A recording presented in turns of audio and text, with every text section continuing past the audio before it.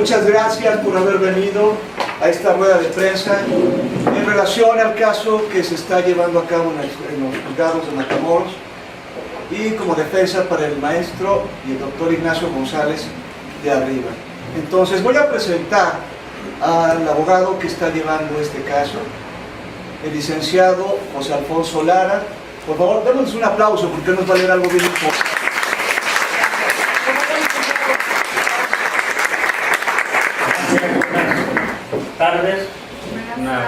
Tarde-noche, mi nombre es José Alfonso Lara Campos, ya lo dijo aquí mi tocayo, Alfonso. Y bueno, tengo la fortuna de que la vida nos puso en este camino y formar parte de la defensa del doctor Ignacio González de Arriba y de Los Ángeles. Entonces, supongo que la mayoría de aquí conocemos a grosso modo las generalidades del caso y del proceso que están llevando los procesados, pero hay algo que como abogados, al momento de que empezamos a leer el expediente, de que empezamos a empaparnos de esa información procesal, nos viene a la cabeza, nos asaltan muchas dudas, ¿sí? Y en razón de ello elaboramos un breve boletín de prensa que queremos compartir con ustedes, señalando y precisando este tipo de inconsistencias que encontramos y que nos parecen una grave violación a los derechos humanos de los ahora procesados. Citaremos algunas que nos parecen las más graves en cuestión de los tiempos también, pero también señalaremos otras acciones que sucedieron en años anteriores y que perjudicaron la imagen y la vida familiar de los hoy procesados. Entonces, si ustedes me lo permiten, haré una lectura breve de este boletín de prensa. ¿Sí? En la Ciudad de México, hoy martes 30 de octubre del año 2018. Boletín de prensa. El motivo de este llamado es para hacer saber a la sociedad lo que sucede en nuestro país. Uno de tantos sucesos de injusticia. Si bien es cierto que la corrupción, principalmente, es esa larva que enferma al cuerpo físico del Estado mexicano y que evita el óptimo funcionamiento de sus instituciones. También lo es que suceden situaciones diversas como abusos de autoridad, violaciones a derechos humanos, desapariciones forzadas, ejecuciones, entre otras, cometidas desde luego por sujetos que sirven a alguna institución estatal. En razón de ello nos vemos obligados a levantar la voz, no solo a través de la querella o denuncia ante el Ministerio Público, sino por medio de otras alternativas como la prensa en sus diferentes formas de manifestación. Esta voz que alzamos es la voz que busca y exige justicia. Esta voz que sale desde el más recóndito lugar del interior del ser humano, porque el dolor dejó de sufrirse y transmutó en valor y amor fraternal hacia los demás y hacia la vida. Por ello estamos aquí para manifestar. Número 1, que en el año 2013 un grupo de personas, nacionales y extranjeros, se encontraban en una finca en la ciudad de Nuevo Laredo, en la entidad federativa de Tamaulipas, realizando trabajos sobre desarrollo humano y autosuperación personal. Punto número 2. El día 1 de febrero se dictó auto de formal prisión en contra del doctor Ignacio González de Arriba, de nacionalidad española, y Los Ángeles José Arena Segovia, de nacionalidad venezolana. El día 19 de diciembre se ratifica el dicho auto, ambos desde luego en el año 2013, y se abre la causa penal 17-2013. 2.1. El 19 de marzo se abrió otra averiguación previa y en junio de este mismo año se giró la orden de aprehensión y en julio se ordena el segundo auto de formal prisión, todos en el año 2013. Ojo, nótese, se les está juzgando 2 veces por el mismo delito.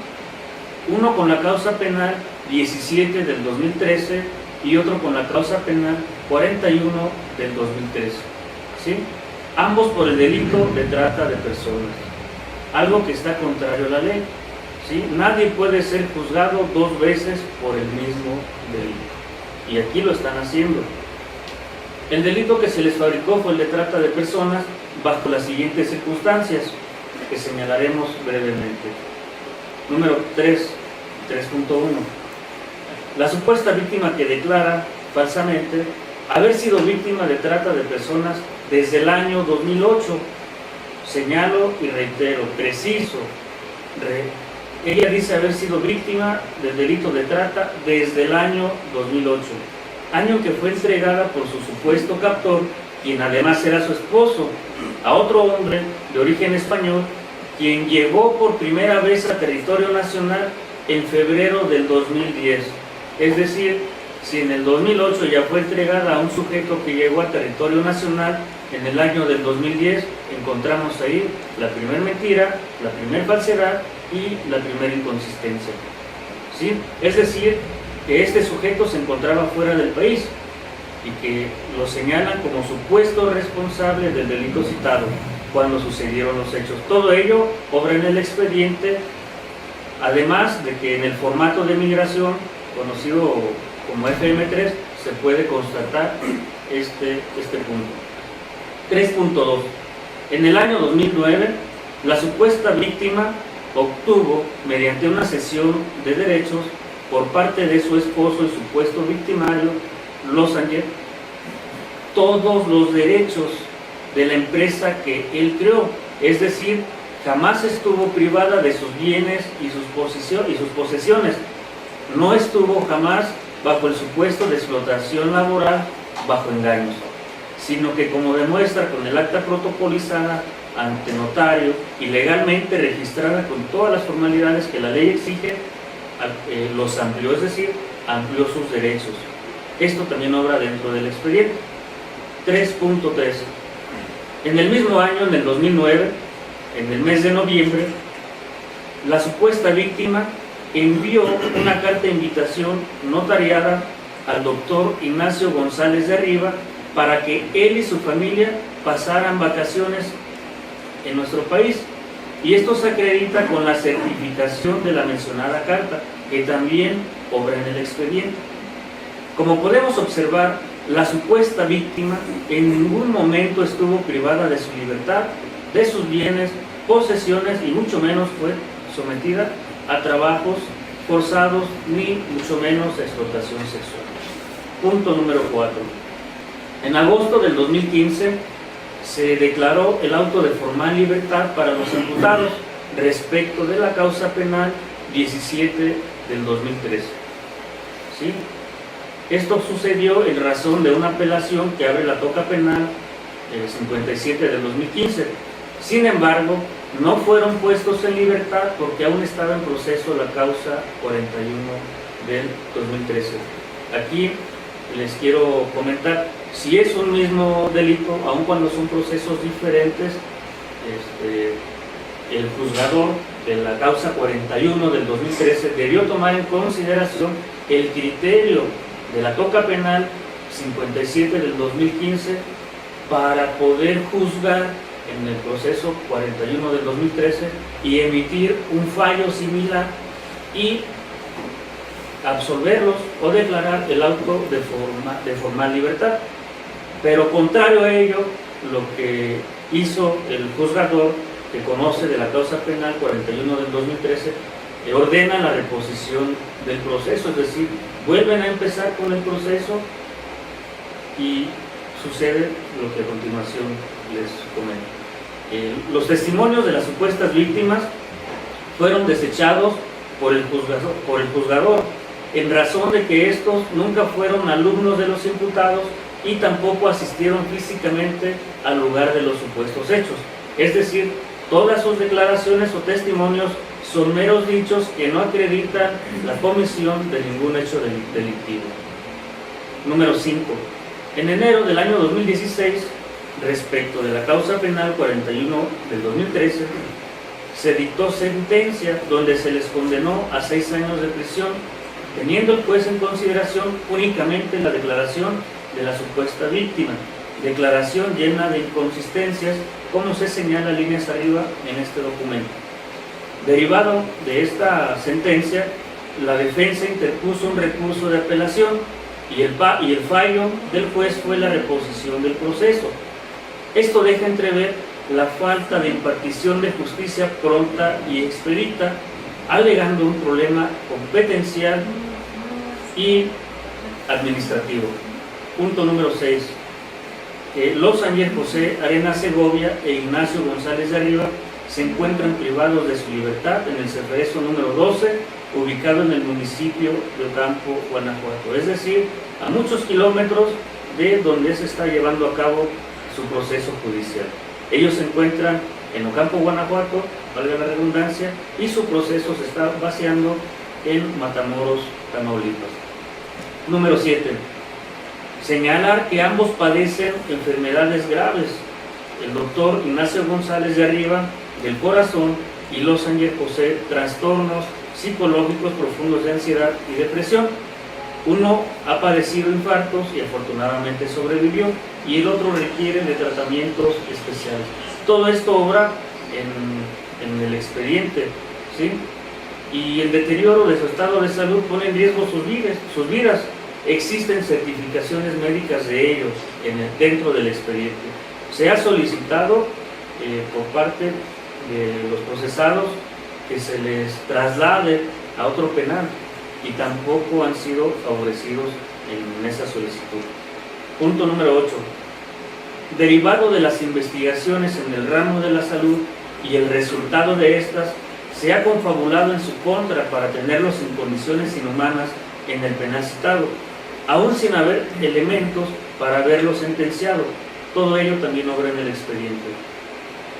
En virtud de lo anterior, familiares, amigos y la defensa agradecemos su asistencia y difusión a esta situación problema que a todas luces evidencia un tema de violación de derechos humanos. Y por último, les quiero mencionar que en el año del 2013 los medios de comunicación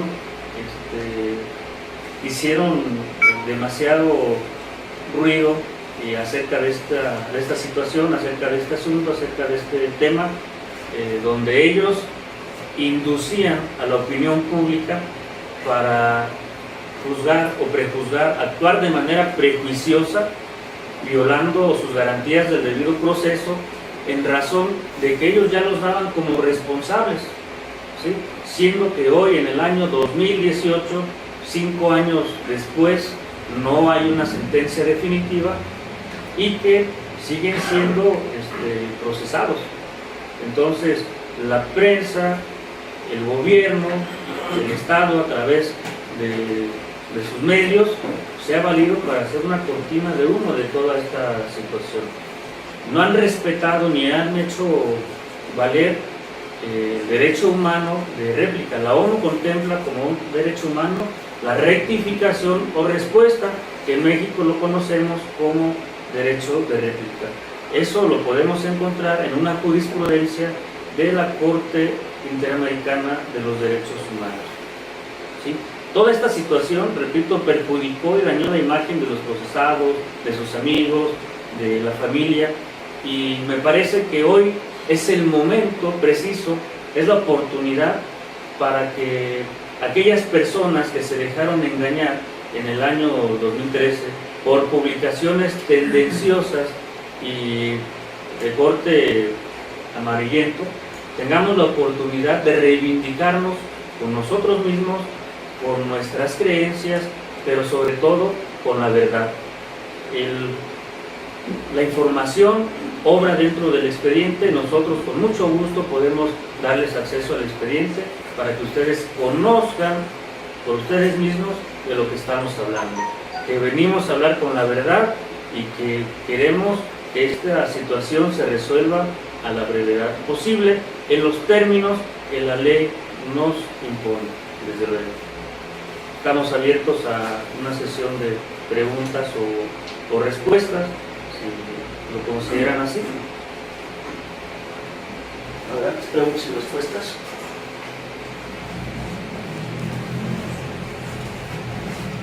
Cuando él estaba, no ha habido ninguna de las autoridades del actual gobierno que hayan tomado, algún senador, algún diputado o alguna autoridad que hayan tomado su caso para poder llevar a cabo las inconsistencias. Bueno, a la fecha, ¿alguien lo ha tomado? Lo que usted vio. Les comento que se tocaron puertas en diferentes instituciones, la Comisión Nacional de Derechos Humanos, en la Estatal de Derechos Humanos en el estado de Tamaulipas, se acudió a la ONU, a las oficinas del Alto Comisionado para la ONU aquí en nuestro país, y comentarles que el Alto Comisionado de la ONU en nuestro país emite un documento dirigido al juez que conoce de la causa penal 41 del 2013 y le señala en puntos muy precisos una recomendación, o le hace varias recomendaciones. Primero, para que modifique la sentencia que les condena a 6 años, que les comentaba hace un momento, y le señala y le puntualiza los derechos humanos a los que está causando agravios con la sentencia. El juzgador omite esas recomendaciones que le hace llegar el Alto Comisionado para la ONU en nuestro país y obviamente saca su sentencia, que afortunadamente se apeló y se ordena la reposición del proceso. Y digo afortunadamente porque aun cuando en cuestiones de tiempo les ha perjudicado estando privados de su libertad, digo afortunadamente porque siguen siendo procesados y no hay una sentencia definitiva. Entonces, aquí están los elementos para demostrar la inocencia de los dos procesados, ¿sí?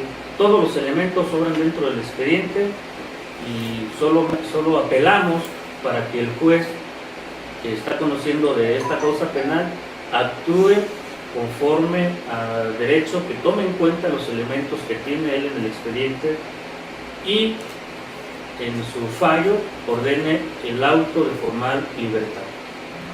Eso es. Puedo, si quieren, redundar un poco sobre, si me lo permiten, sobre la declaración de la supuesta víctima. Ella dice que a finales del 2008,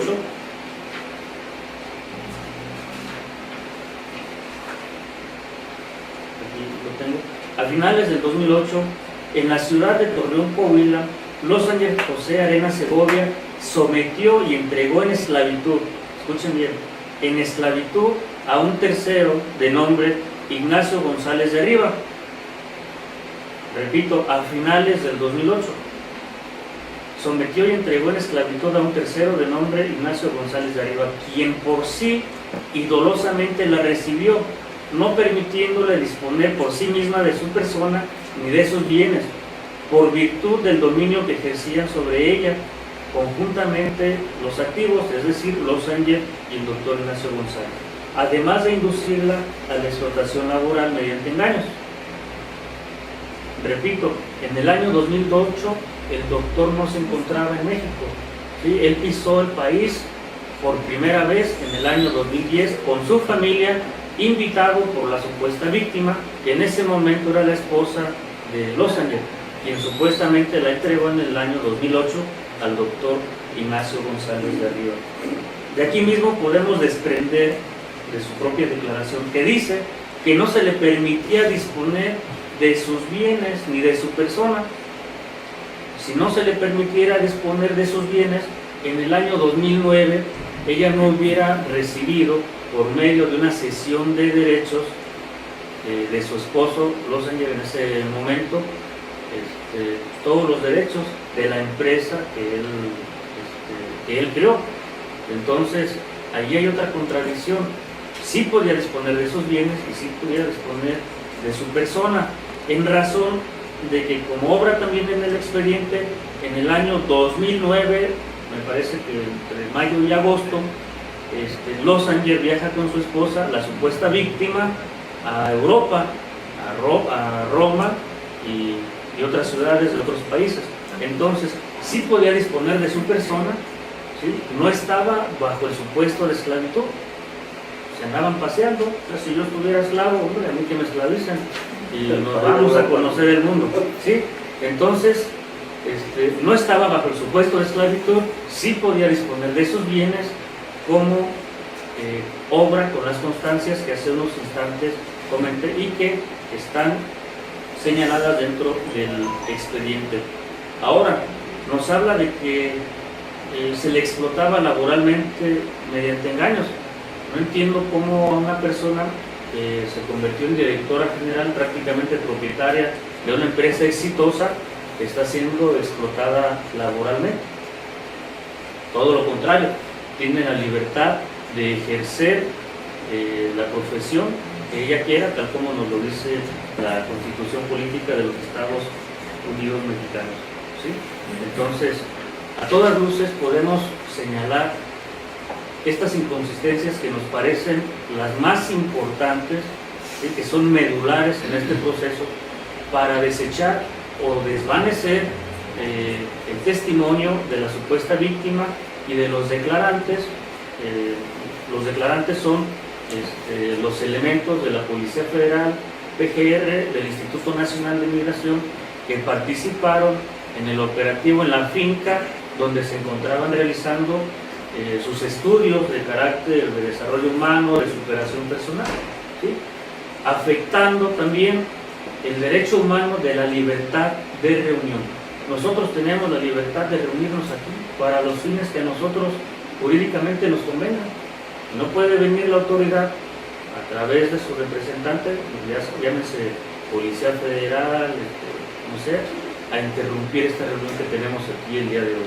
No estamos actuando de una manera ilegal, como tampoco ellos actuaron en su momento de manera ilegal. Y un derecho humano que nos parece también debe sobresalir en este tema es el derecho humano a la educación. ¿Qué tiene que ver esto, la educación, con esto? Claro que tiene que ver, en razón de que Losanger y el doctor Ignacio González se dedican a impartir cursos, talleres, conferencias de carácter formativo, cultural, ¿sí? Y no solo se les afecta a ellos que se dedican a impartirlos, se les afecta a aquellas personas interesadas en recibir esos conocimientos, ¿sí? Entonces están violando también ahí el derecho a la educación. Entonces, repito, estos temas, estos puntos son los más interesantes, y déjenme decirles que aparte de la declaración de la víctima, de la supuesta víctima, no hay otro elemento. Ella no se encuentra en el país, ella solamente rindió su declaración ministerial, no se ha parado en el juzgado a rendir su declaración, a ratificar su declaración, y el juez le apostó a la declaración ministerial únicamente. Desde luego que tiene que haber una segunda investigación, ¿sí? Es un derecho humano también, ¿sí? Que se haga que el juez instruya que se haga una segunda investigación más profunda cuando la primera es un tanto oscura. Tampoco lo ha hecho y es un derecho humano, ¿sí? Entonces, no hay elementos, consideramos, para que los procesados sigan privados de su libertad. Y a manera de conclusión, podemos observar que han sido múltiples las violaciones a los derechos humanos. Citamos las que consideramos más notorias en un documento que ahorita podemos compartir con ustedes, y elementales desde el momento de su detención hasta el día de hoy. Todo lo mencionado en este breve documento se puede constatar en el expediente. En virtud de lo aquí vertido, acudimos a ustedes para solicitar de manera atenta y respetuosa revisar a través de un estudio profundo de este peculiar caso para evitar la ignominia nacional e internacional en cuanto a asuntos graves de violaciones a derechos de los procesados. En razón de que no hay elementos legales para acreditar la comisión del delito, se solicitó vía incidental el sobreseimiento y estamos en espera de la resolución de este incidente, cuya audiencia se celebró el día 22 de los corrientes, es decir, El día 22 de octubre fue la audiencia del sobreseimiento y consideramos en este sentido del deber ser del derecho que le asiste la razón jurídica y humana a los procesados para que el fallo les resulte favorable. ¿Sí? Entonces, no hay elementos para que ellos continúen. Esperamos que el juez tome en consideración esto que comentamos con ustedes y repito, redundo, que el fallo resulte favorable a los procesados. No sé si tienen alguna otra pregunta, alguna duda, con gusto los atendemos. Adelante. Quiero saber, bueno, si ya se recurrió a las instancias, por ejemplo, ellos son extranjeros, ¿no? De las embajadas para que también los defendieran, porque no mencionan estos, no sé, las de la ONU. La autoridad judicial de nuestro país, cuando un extranjero está procesado, están obligados a enterar a las embajadas o a los cónsules sobre la situación procesal o sobre la situación jurídica de sus connacionales. Y en razón de ello, obra en el expediente instrucciones para que en aquel momento los representantes del Ministerio Público Federal, posteriormente del juzgado, enteraran tanto al cónsul o embajadas tanto de España como de Venezuela. ¿Sí? Solicitaron también un informe a diferentes instancias internacionales, no solamente España y Venezuela, para enterarse si ellos habían cometido algún delito en otro país. Desde luego que no han cometido delitos en otro país. Querían saber si contaban con una orden de repatriación por haber cometido algún delito, tampoco lo existe. Si algún país los estaba reclamando por la comisión de algún delito, tampoco lo existe. El único lugar donde se les está juzgando de manera injusta e ilegal es en México.